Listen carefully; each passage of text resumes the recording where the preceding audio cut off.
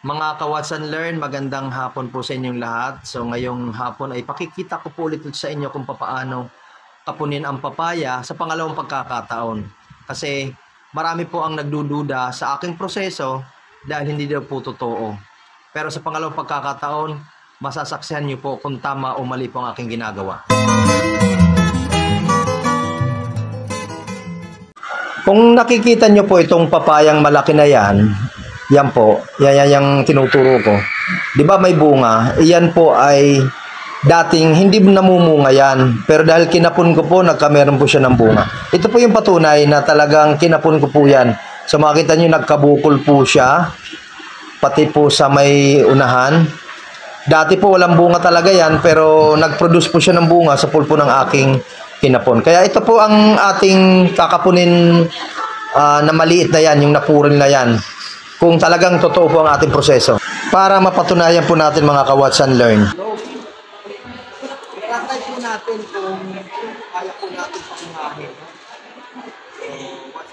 Kailangan mo nila po ng itak. Higmo po ng mga kahoy. Tuloy lang po natin para masyadong mahaba.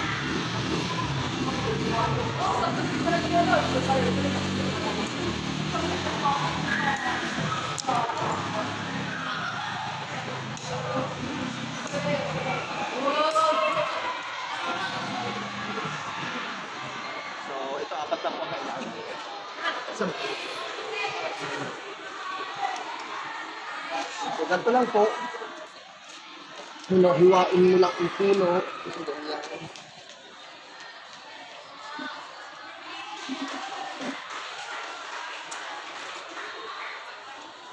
Lutusukin.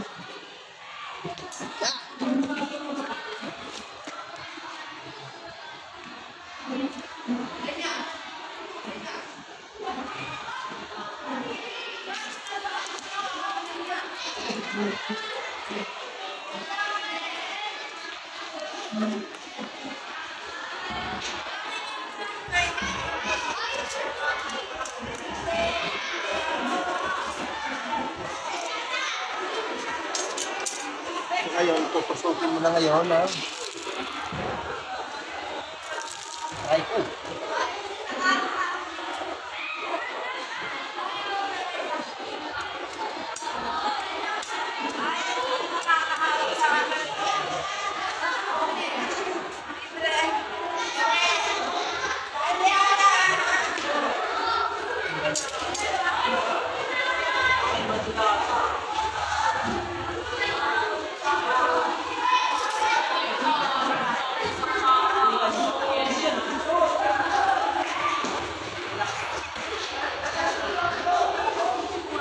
So, ganyan lang po.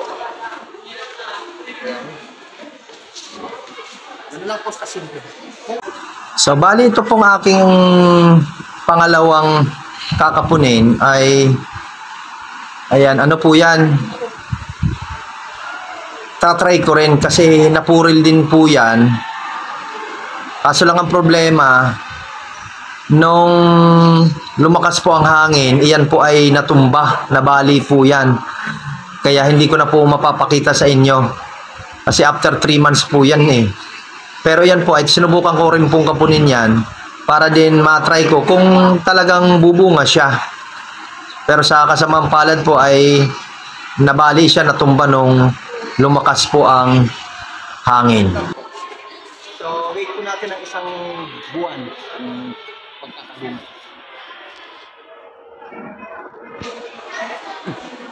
Many months later. Okay, so mga ka-Watson Learn, after po ng mga 3 months, so ito na po ang ating, ito na po yung nangyari dun sa ating papaya na kinapon.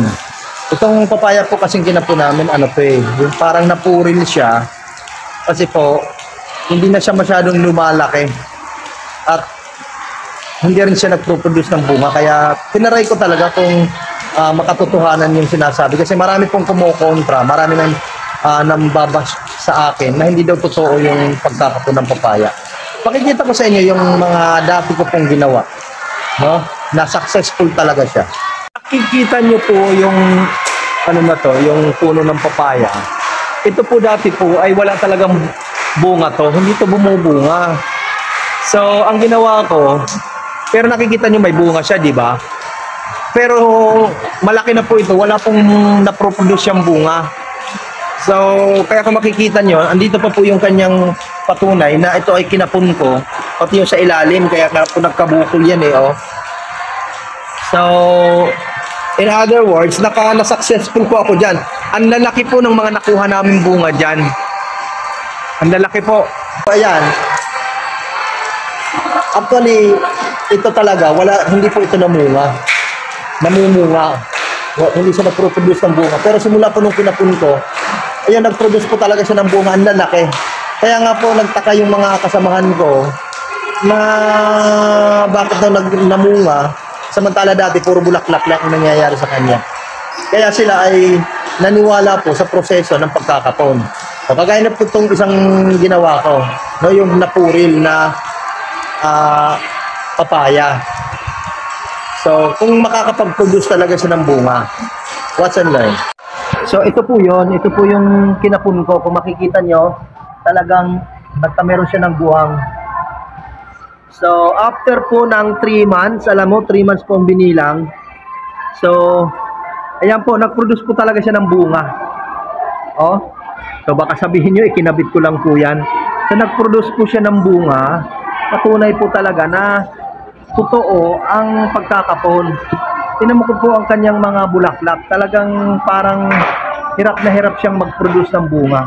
Pero dahil po doon sa proseso natin, ayan, nagkameron po talaga. No? Ayan. O, di ba? Ito po kasing napuril na to, kaya ko sinabi napuril. Kasabayan po yan niya, kasabayan po niyan, pero hindi po siya masyadong lumaki, hindi ko maintindihan kung bakit. Pero ang akin pong purpose dito ay kung paano po natin pabubungahin or makapabunga ang papaya. So, ngayon po napatunayan po natin na bumunga po ang ating papaya. So, salamat po sa pagsama. Please don't forget to subscribe my YouTube channel. Bye-bye po.